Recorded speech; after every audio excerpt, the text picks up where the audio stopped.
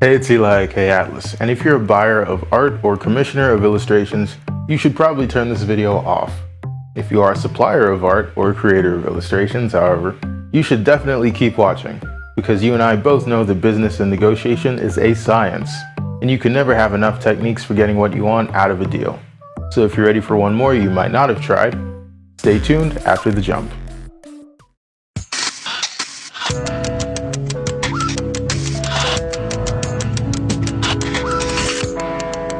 Getting a client to snag onto that certain number you want, that sweet spot that you know your work is absolutely worth, is always tough.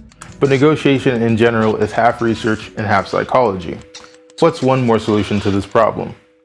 As it stands, the onus of making the deal work is actually on you, the artist, to strike up something that not only works for the client, because that's the easiest part, but leaves you walking away equally satisfied. Enter overcharging. Let me explain.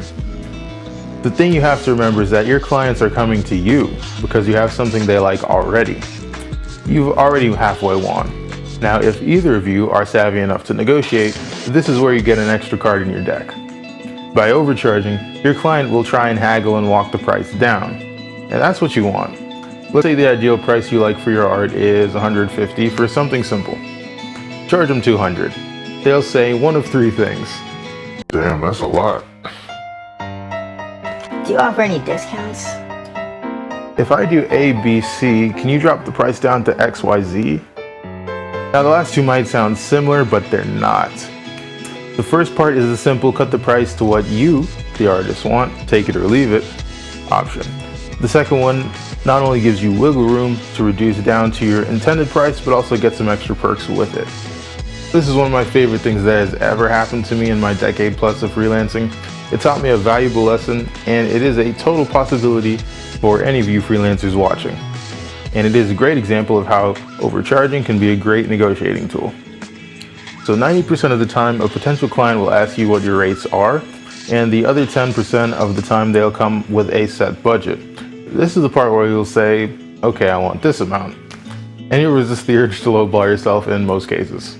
But every now and then, take the risk and say, I want this amount, but I could try for this amount, and it's way higher than your intended price.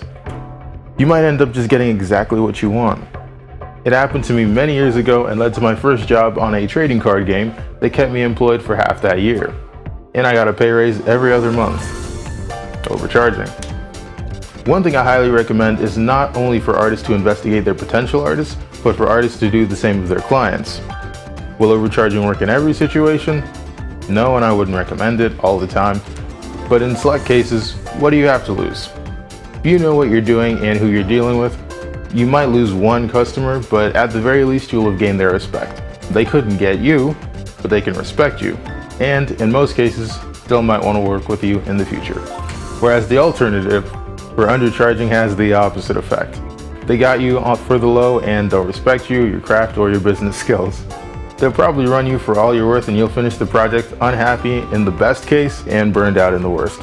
So if you know what you're doing and you're good at it, never do it for free. Get extra. And that about wraps it up for this week's video. Make sure you guys comment, like, subscribe, and share. What are your thoughts on overcharging? Is it a good negotiation tool? Have you ever used it before yourself? And what are your thoughts on it? Do you have any other similar techniques that could help people out? Make sure you leave your comments down below. I always love to hear from you guys. And also make sure you leave your suggestions for future videos like this one. I always get to the comments, the suggestions, and I make as many videos for you guys as possible. So thank you guys again so much for watching the video. I hope you guys got something out of it. It's fairly short today, but I hope it's a very good lesson for someone out there who's never tried it before, because I know it was a great lesson for me when I did it myself, thinking nothing would come out of it. But like I said, it was one of the best things that I ever did at the time. So, hope you guys got something out of this video, found it educational, found it entertaining, maybe both. Make sure you follow me on the social media sites that you're on, wherever you are, I am also. And I will see you guys later next time.